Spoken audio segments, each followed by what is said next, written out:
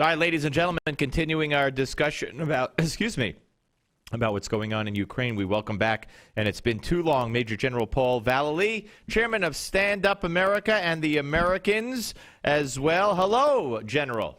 Steve, how are you? Nice to be back with you again. Well, it's always great to talk to you, sir. Okay, the chaos in Ukraine. How do you see this? Playing out? I mean, will the military be asked to fire on its own people? Will they agree to do so? Will they not? And will Putin then take action? Where will this be heading? Well, I think it looks like it's heading towards Putin trying to recapture, in a way, Ukraine back into his fold versus Ukraine siding with the West. And I think it's going to get more violent. The question is, will the military fire against its own people, or will it join in the revolt? And that's always a big question of what will happen in that area. And we can't answer that at this time, except the violence is increased, higher level assaults against the protesters. General, I'm sorry, another example of another place in this world where chaos is ensuing, and while we, sit around and twiddle our thumbs, and once again the president drawing a line of sorts yesterday, saying that there would be consequences for Ukraine, and then you hearken back to August of 2012 when he drew the red line for Syria. Well, it's just rhetoric on Obama's part. Everybody knows, including many of the people in this country now, plus overseas, that it's all words with him. There's no action. And when he says there's options, the options that are being read out there now is no option. And that's what Obama is thought of, and that's why we don't have the credibility that we need overseas anymore. And we don't get it from the State Department as well. And talking about Syria, last time we talked, things were chaotic, and I don't imagine things have gotten any better. And, of course, on the chemical weapons deal, Syria really hasn't delivered. Well, no, and as we talked before, Steve, on several interviews, I'm the only senior person that's been inside Syria in the last year to vet the organizations over there, and I've met with the Brotherhood, Muslim Brotherhood as well.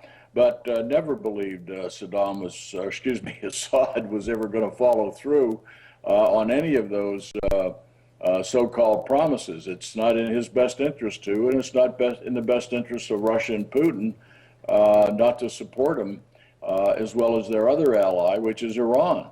And so, again, we look like a paper tiger because we do nothing. We're not participating. I told the government when I got back you needed to take out Assad's Air Force and help the Free Syrian Army.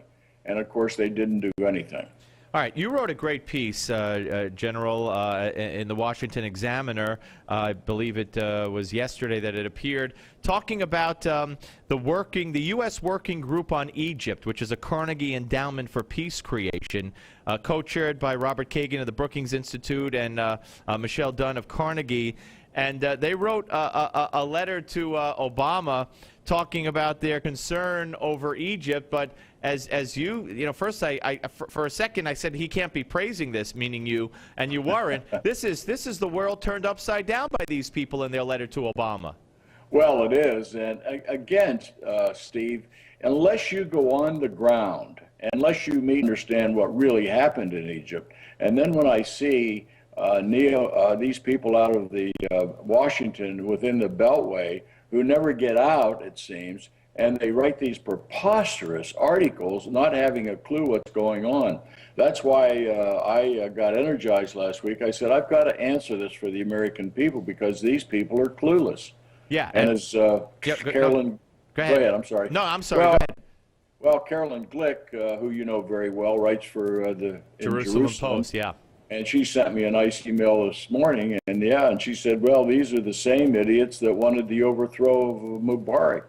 So we got to watch what we read and who we listen to on television and what we read on the internet and papers, because these people are absolute idiots today. They're clueless of the realities of what's going on in the Middle East. Right, and what they talk about is, they wrote in their letter, a failed attempt at democratic transition has given way to intense polarization, frightening repression, and escalating violence, making Egypt an unreliable security ally and unfit peace partner for Israel, while threatening increased terrorism against American targets and important interests.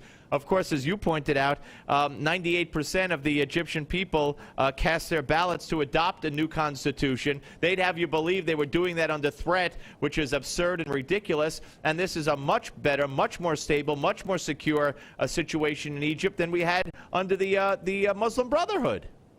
Exactly, and General Sisi and the Ministry of Defense supporting the interim prime minister over there, or president, are rebuilding. They do have security problems. As you know, in the Sinai, there was a bus blown up there last week on the way from the Sinai into Israel. Yep. So Al-Qaeda is very active in that area. They're also very active on the western border of Egypt in southern Libya. And so the Army over there knows that. The Army, again, is beloved by the citizens, and they're thankful the Army stood up so there wouldn't be civil unrest and replaced Morsi. So understanding that situation, again, is absolutely important. But we don't have anybody, State Department, who supported Muslim Brotherhood. Yeah. Obama supported the Muslim Brotherhood. Yep. And they're mad. Now what happened last week, you may have seen, Russia just signed a $3+ billion contract with Egypt on military support. Right, because we're cutting back our support. We cut it off. Yeah. And being allies for 45 years, what are the Egyptians supposed to think? You're not there when we need you. We're democratically putting in a new government, new constitution. What more do you want from us? And as General Sisi told me, he said, General Vallely, why can't America for once look through our eyes rather than looking through their eyes? Well, because I believe Barack Obama has an affinity for the Muslim Brotherhood, and there's a problem here, and I think it's obvious in everything he's done, and the problem's going to get worse. I thank you, General, as always, and check out Stand Up America, the chairman of that organization, Major General Paul E. Vallely. Thank you, sir. Thank you, Steve. All right, folks, when we come back, I'll reach over here and pull out this great new book on Pope Francis, Francis, a Pope for Our Time, the definitive biography. We will be speaking with the author when we return, right here on the Steve Malzberg Show on Newsmax Television.